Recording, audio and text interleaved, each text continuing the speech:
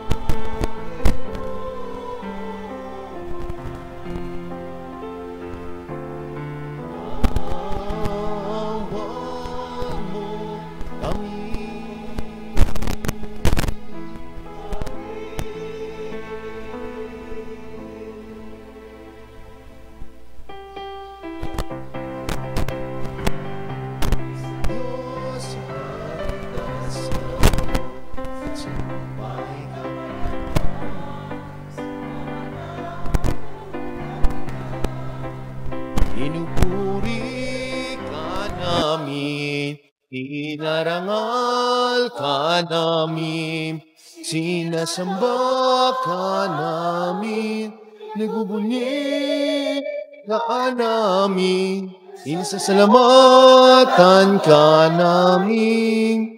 Dahil sa dakila mo, ang king kapurihan. Panginoong Diyos, Hari ng langit, Diyos amang makapangyarihan sa lahat. Panginoong Jesucristo, Dong na anak, ang Inoong Diyos, Kordero ng Diyos, anak ng Ama.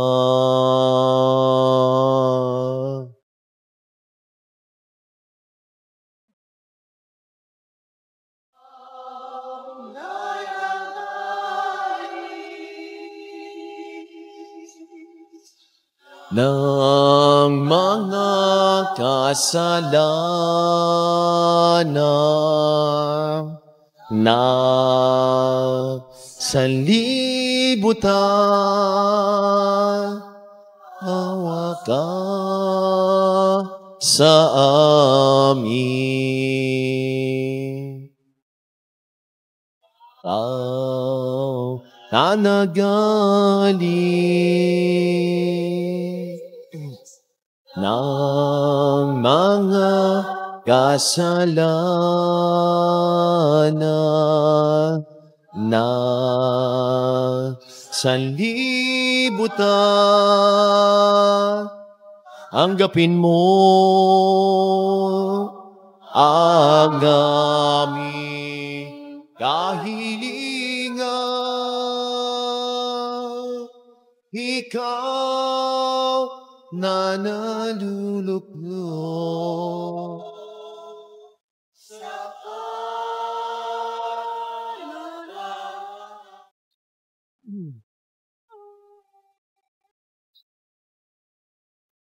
Huwag ka sa amin. Awa ka sa amin.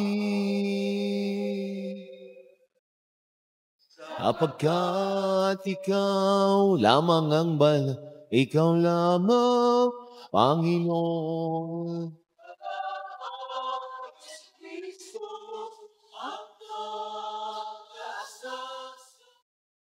Kasama ng Espiritu Santo.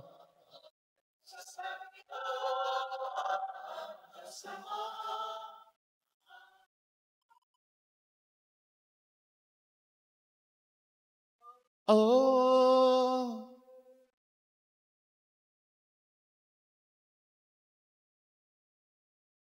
Manalangin po tayo. Ama naming makapangyarihan, para mo ng awang ilayo sa amin araw-araw ang lahat ng mga sumasalungad sa amin at tumahadlang upang ang aming buong katauhan ay magkaroon ng kalayaan para kusang sundin ang iyong kalooban sa pamamagitan ni Jesucristo kasama ng Espiritu Santo magpasawalang hanggan. Amen. Pagbasa mula sa ikalawang aklat ng Makabeyo. Noong mga araw na iyon, isang ina at ang kanyang 7 anak na lalaki ang ipinahuli ng hari. Sila'y pinahirapan para piliting kumain ng karneng baboy na ipinagbabawal ng Diyos. Isa sa mga anak ang nangahas tumayo at nagsalita. Ano ba ang inyong ibig mangyari sa pagpapahirap sa amin? Matamis pa sa amin ang mamatay kaysa lumabag sa mga kautusan ng aming ninuno.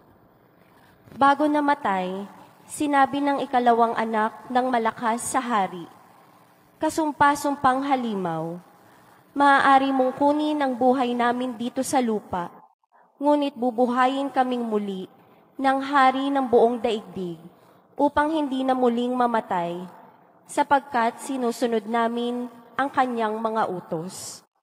Ganoon ding parusa ang sinapit ng ikatlong anak.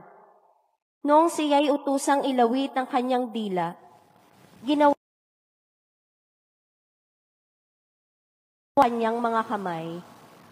Ganito ang sinabi niya, "Tinanggap ko ang mga kamay na ito buhat sa langit. Subalit, mas mahalaga para sa akin ang mga utos ng Diyos at umaasa akong ibabalik niya ang mga kamay ko." Pati ang hari at mga tauhan niya'y humanga sa ipinakita niyang tapang ng loob at sa pagiging handa sa pagtanggap ng pagpaparusa nila. Namatay rin ang ikatlong kapatid na ito. Isinunod namang parusahan ang ikaapat sa ganito ring malupit na pamamaraan. Nang mamamatay na, sinabi nito, "Ako'y maligayang mamamatay sa kamay ninyo, sapagkat alam kong ako'y muling bubuhayin ng Diyos. Ngunit ikaw, Antioco, ay walang pag-asang mabubuhay uli." Ang salita ng Diyos. Salamat sa Diyos.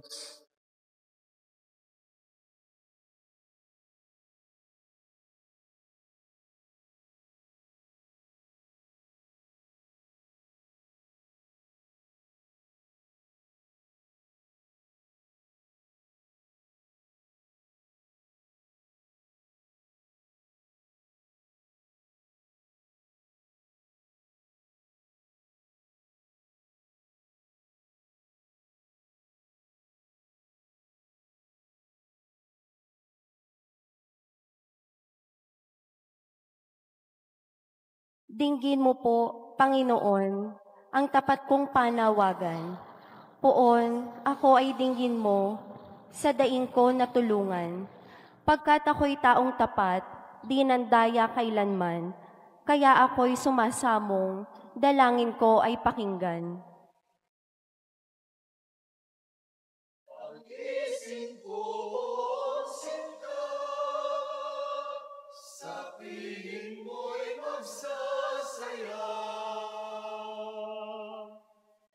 Palagi kong sinusundan ang landas mong itinakda. Hindi ako lumilihis sa kanan man o kaliwa. Ang daing ko, Panginoon, ay lagi mong dinirinig. Kaya ako'y dumudulog at sa iyo humihibig. Pag-isip ko, sa piling mo'y magsasaya. Kung paanong sa mata mo'y lubos ang iyong pag-iingat, gayon ako ingatan mo sa lilim ng iyong pakpak. Yamang ako ay matuwid, ang mukha mo'y mamamalas. Kapag ako ay nagising, sa piling mo'y magagalak.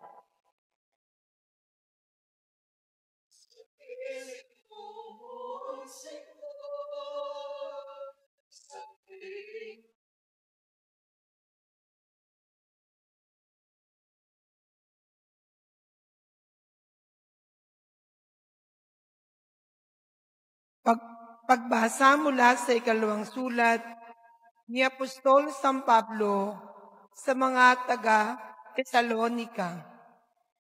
Mga kapatid, aliwin nawa kayo ng ating Panginoong Hesukristo at ng ating Diyos at Ama na umibig sa atin at sa kanyang habag ay nagbigay sa atin ng walang pagbabagong lakas sa loob at naging matibay sa pag-asa. Bigyan nawa kayo ng matatag na kalooban upang inyong may pahayag at may sagawa ang lahat ng mabuti. Sa wakas, mga kapatid, ipanalangin ninyo kami upang ang salita ng Panginoon ay mabilis na lumaganap sa lahat ng dako at dakilain ng lahat tulad ng ginawa ninyo. Idalangin din ninyo na maligtas kami sa mga buktot at masasamang tao, sapagkat hindi lahat ay naniniwala sa salita ng Diyos. Tapat ang Panginoon. Bibigyan niya kayo ng lakas at ililigtas sa dyablo. Dahil sa Panginoon, malaki ang aming pagtitiwala na ginagawa ninyo at patuloy na gagawin ang mga sinabi namin sa inyo. Akayin nawa kayo ng Panginoon tungo sa pag-ibig sa Diyos at sa pananatili kay Kristo. Ang salita ng Diyos. Salamat sa Diyos.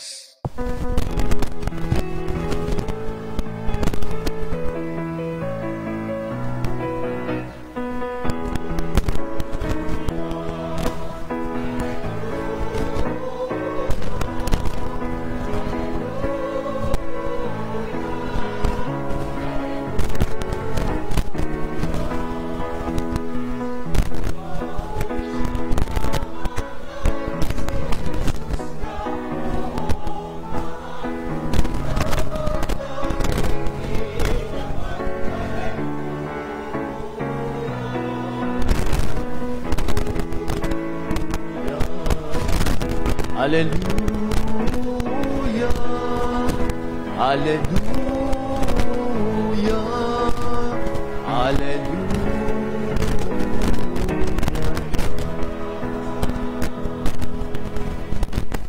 Sumaini po ang Panginoon At sumaiyo rin. ang mabuting balita ng Panginoon ayon kay San Lucas. Papuri sa iyo, Panginoon. Noong panahon ngayon, may ilang Saduseyo na lumapit kay Jesus. Ang Saduseyo ay hindi naniniwala na muling bubuhayin ang mga patay. Guro, sabi nila, Naglagda po si Moises ng ganitong batas para sa amin. Kung mamatay ang isang lalaki at maiwang walang anak ang kanyang asawa, ang kapatid na lalaki ay dapat pakasal sa balo upang magkaanak sila para sa namatay. May 7 magkakapatid na lalaki. Nag-asawa ang panganay at namatay na walang anak. Napakasal sa balo ang pangalawa at namatay. Kaya hindi na nangyari sa pangatlo hanggang sa pampito. Isa-isang napangasawa ng babae at pawang namatay na walang anak. Sa kahuli-huli namatay naman ang babae. Sa muling pagkabuhay, sino po sa 7 ang kikilalaning asawa niya, yamang napangasawa niyang lahat?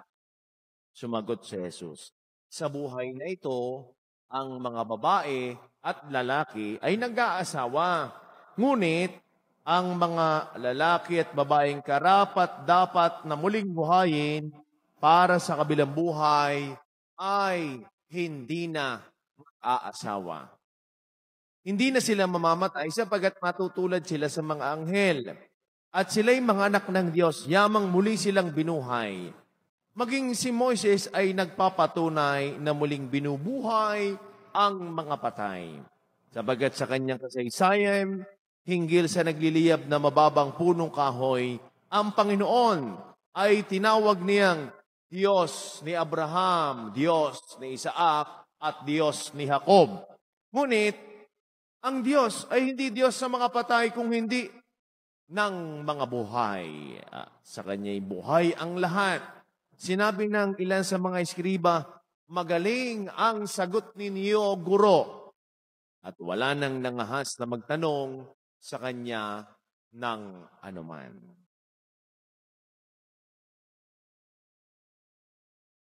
Minamahal kong mga kapatid, ang mabuting balita ng ating kaligtasan. Pinupuri ka namin, Panginoong Hesukristo. Purihin po natin ang Diyos na buhay. Palakpakan po natin siya. Magandang umaga po sa inyong lahat.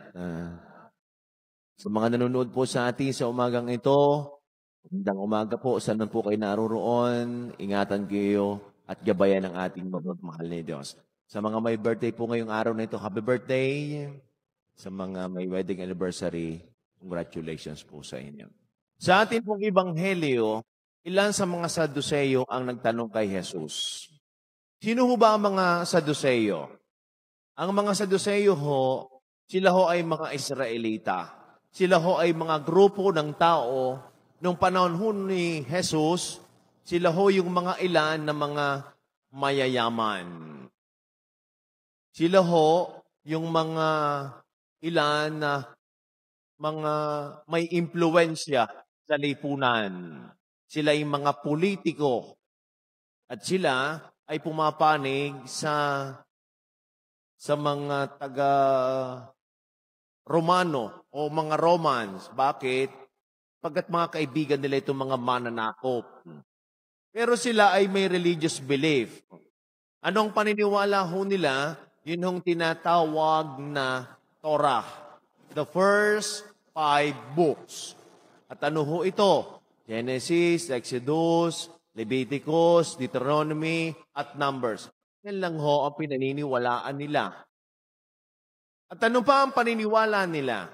Hindi sila naniniwala na mayroong muling pagkabuhay. Kaya't ang tanong nila kay Jesus, inilhaimbawa nila ang isang babae, nag-asawa, sapagkat ayon sa batas ni Moises, yun ang tinatawag na liberate marriage o liberate law. Pag namatay ang lalaki at walang anak doon sa babae, automatic yung balong babae, pakakasalan siya ng kapatid na lalaki. Ganun ho ang nangyari din eh. May babae, namatay ang unang asawa, kinakasalan, yung kapatid na lalaki, yung bayaw, sa madalit sabi, di nagkaanak, namatay uli. Hanggang Sa 7. Hindi natin alam kung hanggang 7 nga ho ba talaga yung pinakasalan. Aba, ay kung tayo yung tatanungin, ay anong meron na rin babaeng are? Sabi natin ni Ari, mananalo yata. Ay, yung iba ay hindi nga makaisa. Ay ari nakapito eh. Sabi nga nung kapitbahay, pangalan ay si Maria at ang kumare ay si Juliana. Yung si Juliana, nabalo, nag-asawa ulit, kinaremate. Nag-asawa ulit, namatay, kinaremate. Di rin si Marie, kaibigan naman niya si Juana. At ang sabi, alam mo, Mari, mas ako'y nalulungkot pa sa iyo. Ay, bakit? Ako naman ang namatayan, hindi ikaw. Ay, bakit ikaw ang lubos na naghihinagpis? At ikaw ang iyak ng iyak. Ina nga, Mari, sinusunog mo lamang, samantalang ako. Kita mo naman, wala pa ring asawa. Pero ikaw, nakakailan ka na. Ang tanong naman ho din kaya kung bakit napasok ka rin sa pag-aasawa, kung sinong mapapangasawa, hindi naman ho diretsang sinagot ni Jesus yung tukol sa pag-aasawa. At ito ho ay nauwi sa muling pagkabuhay. Ay kung sasagutin ni Jesus na, ay siya, ay di ang tunay na asawa na yung una, sa pag-itay nagpakasal. Hindi pwedeng ganun ang sagot ni Jesus. Bakit? Doon naman sa 2 hanggang 7, ay yan din naman ni pakasal din. Ay kung sasabihin ni Jesus, ay siya, ay di lahat yun ni asawa ng babaeng namatay. Aba, aakusahan naman siya ng mga Saduceo na polyandry. Maraming asawa. Hindi pwede ito at labag ito sa kautusan. Kaya ang sagot ni Jesus, sa langit, sa kabilang buhay, wala nang pag-aasawa. Wala nang mag-asawa. Yan, yung iba siguro sa inyo mag-asawa ngayon, tuwad-tuwa na, ay salamat. Sa langit naman pala, makakaligtas na rin ako sa asawa kong are. Pero, turo ng ating ebanghelyo, tayo ho ba'y naniniwala sa pagkabuhay? Opo. Kaya nga ho kita nyo, katatapos lamang ho natin ng undas. Kaya ay undas, mga naunang natodas. Ay di yung mga naunang namatay natin. Ay di, bakit kayo napunta? Sapagkat hindi naman ho sila patay. Alam ho natin sila'y bubuhayin. Sa ating pananampalataya, ano sabi natin? Sa kasamahan ng mga banal, sa kapataran ng mga kasalanan, sa pagkabuhay na muli ng mga namatay na ating mga mahal sa buhay. So, ibig sabihin, pagkatapos ng buhay natin dito, mayroong pagkabuhay. Ang tanong naman ho ay ito, ay ano kaya ang buhay natin sa kabila? Ay, hindi ko rin naman ho diretsyang masasagot sa inyo yan. At ako hindi pa ho ako galing. Antayin ho ninyo ako mamatay at ako'y babalik. At sasabihin ko sa inyo, mumultuhin ko kayo kung anong buhay doon sa kabila. Wala. Kaya, para sa atin, mahalaga ang turo ng Ebanghelyo at ang mga turo ni San Pablo. Sapagkat, tayo dito sa mundo ay nabubuhay minsan na para hubang wala ng kamatayan. Nabubuhay tayo sa mundo, akalangan natin hindi ka na mamamatay. Nabubuhay tayo sa mundo, parang ikaw ay immortal. Hindi. Darating at darating ang panahon, ikaw ay mamamatay. Tayo ay mamamatay. Pero hindi ho katapusan ng kamatayan. Sabi nga ho doon sa pelikulang Tuesday with Morrie, ano ho ang sabi doon? Death is the end of earthly life, but not a relationship. Ang kamatay, katapusan ng buhay sa mundo, ngunit hindi ang relasyon sa Diyos. Hindi lang naman ho tayo mga Katoliko ang naniniwala sa muling pagkabuhay. May mga iba rin hong mga tao. Kahit sa iba't ibang bansa, kahit dito sa atin, tayo yung mga pulo-pulo o mga isla-isla. Bago pa man dumating ang Kristyanismo dito, yung ibang namamatay, yung kaugalian nila, di hubat, pag namamatay, minsan, yung namatay ay sinasamahan nila ng mga gamit, may plato, may kutsara. Baka arinolay isinama na rin. Ay, sabi, gagamitin sa kabilang buhay. Minsan yung imahe nung namatay ay siya'y parang mayroong imahe na may sakay sa bangka at naglalakbay. Kasi yun ang paniniwala sa kabilang buhay. Noon, pag ang hari ang namatay, automatic, kailangan may mamatay na slave. Sasamahan na yung slave, yung kanyang namatay na amo para magsisilbi daw sa kabilang buhay. Ibig sabihin ito, sila naniniwala na yung buhay natin ay pagpapatuloy sa kabila. Pero sa atin, hindi ho pagpapatuloy sapagkat panho yung buhay sa kabila, iba yung buhay natin ngayon. Kaya para sa atin naniniwala sa muling pagkabuhay, alam natin na pagkatapos ng kamatayang ito, may isang pang buhay. Ay di, yung buhay na walang hanggan, dalawa naman po yan. Buhay na walang hanggan sa impyerno at buhay na walang hanggan sa piling ng Diyos. Eh di, tayo na kung mamimili kung alin buhay ang gusto natin doon. Sapagkat, ang gusto naman ng ating Panginoon Diyos, balang araw, tayo makasama niya sa kaluwalhatian. Minsan ho ako ay misa sa patay, sa bahay. Ano ko naman ho, ito ako magbabasbas sa kabaong. Ay sa dami-dami naman hong ilalagay, ay gin pa nakalagay sa ibabaw ng kabaong. Sa dinami-dami naman ang ilalagay, ay sigarilyo pa. Sa dinami-dami naman ang ilalagay, ay kung ano-ano pa doon. Ano ito, sa kabilang buhay? Iinom pa doon? Ano ito, sa kabilang buhay? Maninigalyo pa doon? Ano sa kabilang buhay? Ang iniisip po natin buhay, katulad pa rin ng buhay ngayon, hindi na ho. Kaiba na. Bakit? Sapagkat, sabi din sa Ebanghelyo, matutulad sila sa mga anghel. Kaya yun yung buhay natin. Anong pinangahawakan natin? Si Kristo ay namatay at muling nabuhay. Katapusan man ng buhay sa kamatayan, pero hindi natatapos ang relasyon natin sa Diyos. Kaya ang tanong ko ho, kumusta na ang relasyon mo sa Diyos ngayon? Hindi ka papatay. Pag-igihin na.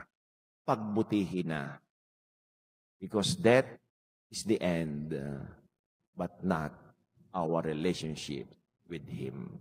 Sumasampalataya ako Sa Diyos amang makapangyarihan sa lahat, na may gawa ng langit at lupa. Sumasampalataya ako kay Jesucristo, isang anak ng Diyos, Panginoon nating lahat. Nagkatawang tao sa lalang Espiritu Santo, pinanganak ni Santa Mariang Berhen, pinagpakasakit ni Poncio Pilato, ipinako sa krus, namatay inilibing, nanaog sa kinaroroonan ng mga yumao, nang may ikatlong araw na buhay na mag-uli, umakyat sa langit, naluluklok sa kanan ng Diyos amang makapangyarihan sa lahat. Doon magmumula, paririto at huhukom sa nangabubuhay at nangamatay na tao. Sumasampalataya naman ako sa Diyos Espiritu Santo, sa banal na simbahang katolika, sa kasamahan ng mga banal, sa kapatawaran ng mga kasalanan, sa pagkabuhay na muli ng nangamatay na tao, at sa buhay na walang hanggan. Amen. Amen. Natitipon ng pagmamahal ng Diyos at ng ating pananampalataya at pag-asa. Manalangin tayo sa Panginoon para sa mga nabubuhay at mga yumao ang inyo pong tugon. Panginoon ng buhay, dinggin mo kami. Panginoon ng buhay, dinggin mo kami.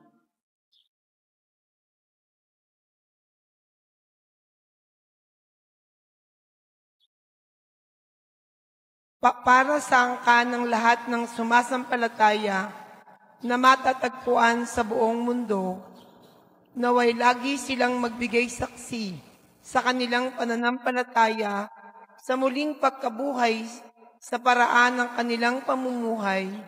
Manalangin tayo. Panginoon ng buhay, dinggin mo kami. Para sa Santo Papa at lahat nating pinunong espiritual, naway makahango sila ng lakas sa mga martir na matatandang panahon para mapaglabanan ang mga kaharap na pagsubok. Manalangin tayo. Panginoon ng buhay, dinggin mo kami.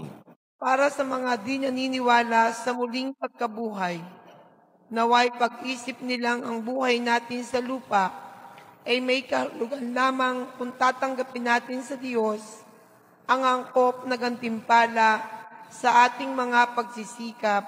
Manalangin tayo. Panginoon ng buhay, dinggin mo kami. Para sa mga nagsisikap, para sa katarungan at kapayapaan sa ating bayan at sa iba pang panig ng mundo, naway magpatuloy sila sa mabuting gawa kahit na wala silang inaasahang tulong. Manalangin tayo. Panginoon ng buhay, dinggin mo kami. Para sa mga nagdurusa at malapit ng lumisan sa mundong ito, naway manalig sila ng tapat sa walang hanggang awa ng Diyos noon habang tumatanaw sila sa kanilang muling pagkabuhay. Manalangin tayo. Panginoon ng buhay, dinggin mo kami. Tahimik nating ipanalangin ang ating mga sariling kahilingan. Manalangin tayo. Panginoon ng buhay, dinggin mo kami. Panginoon ng buhay po namin naway maging angkop sa pananalig namin sa muling pagkabuhay. Nawa mabuhay kaming laging kasama mo. Sinasamo namin ito sa ngalan ni Jesus na aming Panginoon. Amen.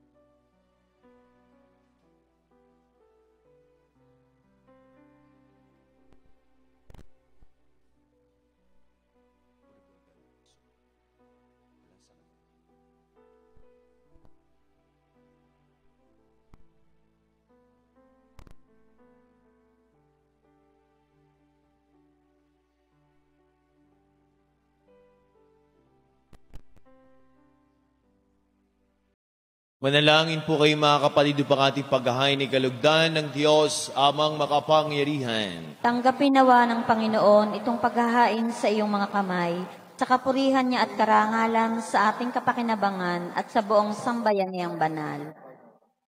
Ama naming lumikha, kalugdan mo ang paghahain ng mga natitipon dito upang aming ginaganap na pag-aalay ng sarili ng anak mo ay aming pakinabangan sa kaniyang pamamagitan kasama ng Espiritu Santo magpasawalang hanggan. Amen. Sumayin niyo po ang Panginoon At sumaiyo itaas sa rin. Diyos ang kanyang mga puso at diwa. Itinaas na namin sa Pasalamatan Panginoon. natin ang ating Panginoon Diyos. Marapat na siya ay pasalamatan. Ama naming makapangyarihan, tuningang marapat na ikaw ay aming pasalamatan. Sa iyo po kagandahan loob kami iyong ibinukod upang ngayong may tampok sa kadakilaan mong lubos. Kahit na ikaw ay aming tinalikdan dahil sa aming pagkasalawahan, gumawa ka pa rin ng magandang paraang may manguna sa amin para ikaw ay balikan. Kahit ang iyong minamahal na anak ay naging isa sa mga taong hamak upang may kapwa kaming makapagligtas sa aming pagkapahamak at pagkaligaw ng landas. Kaya, kaysa ng mga anghel na nagsisiawit ng papuri sa nawalang umpay sa kalangitan, kami po ay nagbubunyi sa iyong kadakilaan.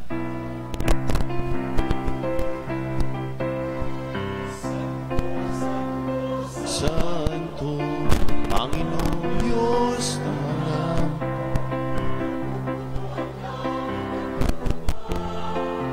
ng kadakilan mo.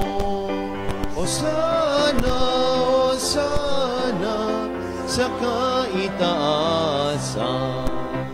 inagpalang na pari.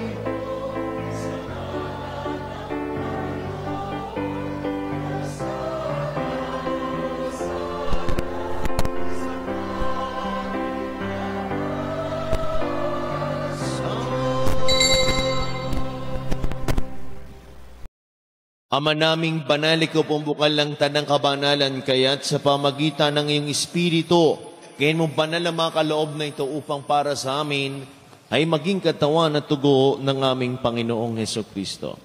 Bago niya, pinagtiis ang kusang loob na maging handog. Hinawakan niyang tinapay, pinasalamatan kaniya. Pinaghati-hati niya, niniabot sa kanyang mga alagad at sinabi, tanggapin ninyong lahat ito at kanin ito ang aking katawan na ihahandog para sa inyo.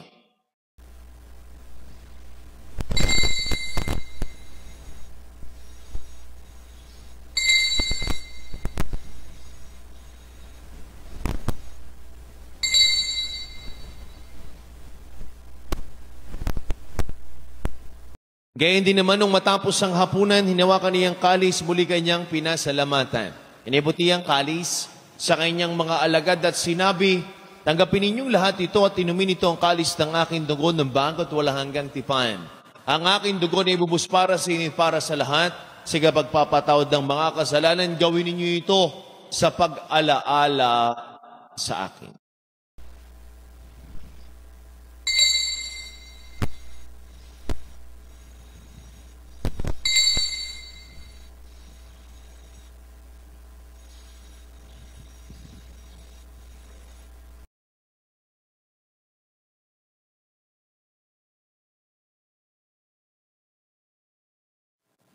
Ang misteryo ng ating pananampalataya. Si Kristo'y namatay, si Kristo'y nabuhay, si Kristo'y babalik sa wakas ng panahon. Ama, ginagawa po namin ngayon ang pag-alaala sa pagkamatay at muling pagkabuhay ng iyong anak.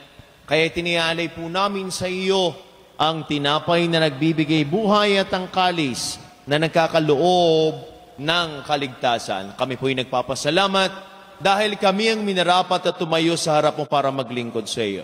Sinasamo po namin kami magkakasalo-salo sa katawan at tugon ni Kristo'y mabuklod sa pagkakaisa sa pamagitan ng Espiritu Santo. Ama, lingapin mo yung simbahang laganap sa buong daigdig. Puspusin mo kami sa iyong pag-ibig. Kaysa ni Francisco na aming Santo Papa at ni Gilbert na aming Arsobispo at ang lahat ng mga kaparian. Alalahanin mo rin po ang mga kapatid naming nahimlay na. Nang may pag-asang sila'y muling mabubuhay, gayon din ang lahat ng mga pumanaw Kaawaan mo po sila patuloyin sa iyong kaliwanagan. Kaawaan mo at pagindapating kaming lahat na makasalo sa iyong buhay na walang wakas. Kaysa ng Malaberhing Maria, Ina ng Diyos, ni Poong San Jose, ang ating ding patron. Kaysa ng lahat ng mga apostol, San Jose Marelo, at ng lahat ng mga banal, na namuhay di sa daigdig ng kalugod-lukod sa iyo, may pagdiwang nawa po namin ang pagpupuri sa kararangal mo sa pamagitan ng iyong anak na aming Panginoong Heso Kristo.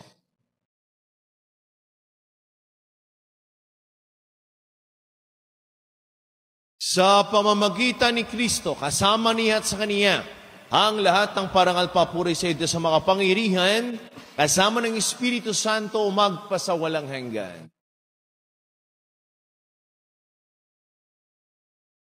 Amen, amen, amen.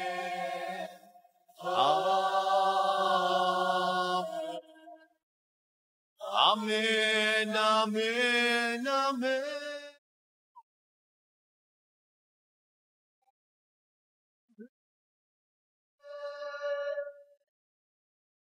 Sama-sama po nating awitin na may kababaan ng loob ang panalangin tinuro sa atin ng ating Panginoong Jesucristo, ang Ama namin.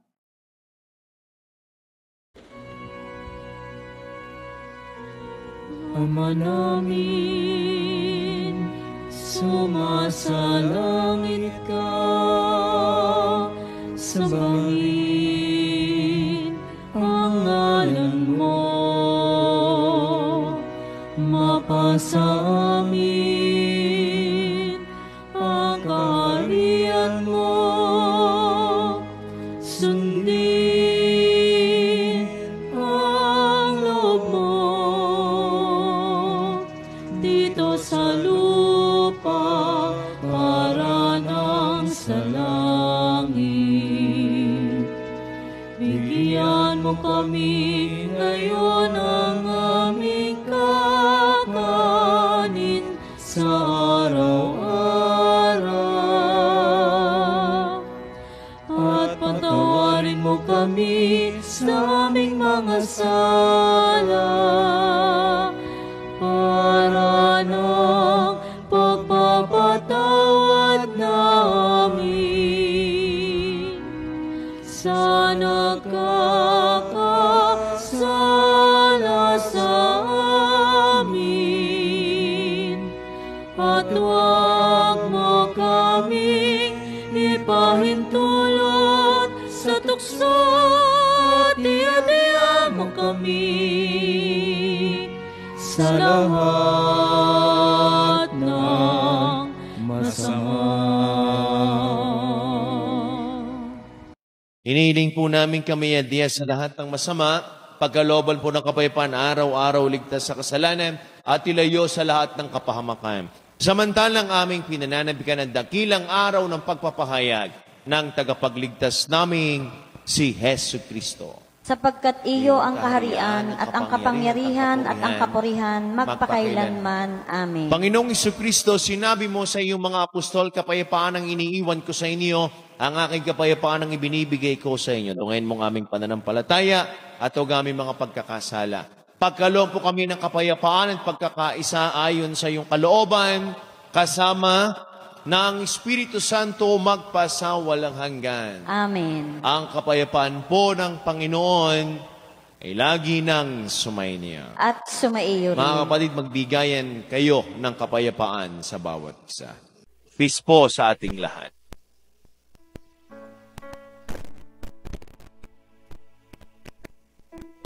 Meron ng Diyos na nag-aalis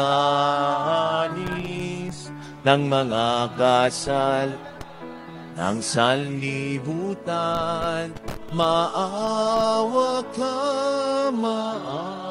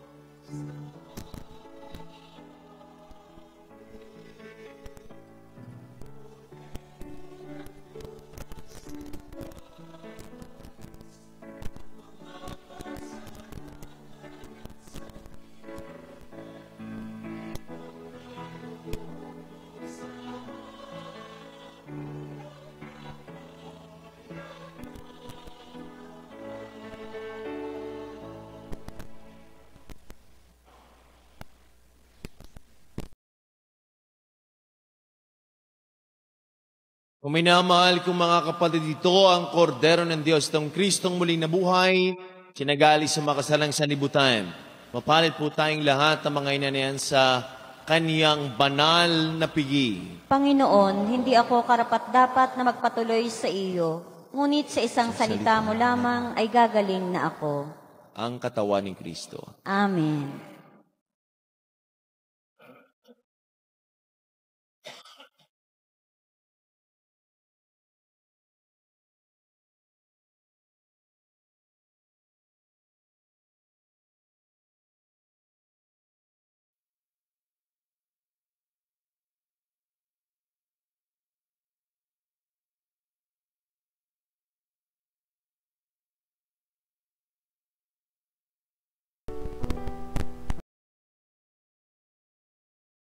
Ama naming mapagmahal, tinatanaw naming utang na loob ang banal na pakikinabang at iniluluhog naming ang Espiritu Santo ay mag-umapaw. Sa kalooban namin kanya ng tinitigib ng ngayong kadagilaan upang ngayong kagandahan loob ay manatili sa amin palagian sa pamamagitan ni Jesucristo kasama ng Espiritu Santo magpasawalang hanggan. Amen. Lahat ho ng may birthday, ngayon hong buwan ho ng November, makikiyuko po ng inyong mga ulo at kayo po'y aking babasbasan. Diyos ng sanlilikha, nagpupurit, nagpapasalamat kami sa iyo para sa handog mong buhay. Dinggin mo po ang panalangin ng iyong mga lingkod na nagdiriwang ng kanilang mga kaarawan ngayong buwan ng Nobyembre. Sila'y nagagalak sa mga handogong buhay at pag-ibig, pamilya at kaibigan. Pagpalain mo po sila sa pamagitan ng iyong patuloy na pananahan sa kanila at kupkupin mo po sila sa iyong pagmamahal upang matamasan nila ang darating na mga masasayang taon pa. Lahat ng ito naway maging kalugod-lugod sa iyo. Hinihiling po namin ito sa pamagitan ni Kristong aming Panginoon. Amen. Amen. Sumayin niyo po ang Panginoon. At sumaiyo rin. Pagpalain po kayo, ingatan, gabayan, kahabagan ng ating mapagpalang Diyos. Sa ngalan ng Ama at ang Anak at ang Espiritu Santo. Amen. Ang misa po'y nayalay na. Aglayin po ninyo ang pag-ibig ng Diyos. Salamat sa Diyos. Have a blessed Sunday po sa ating lahat.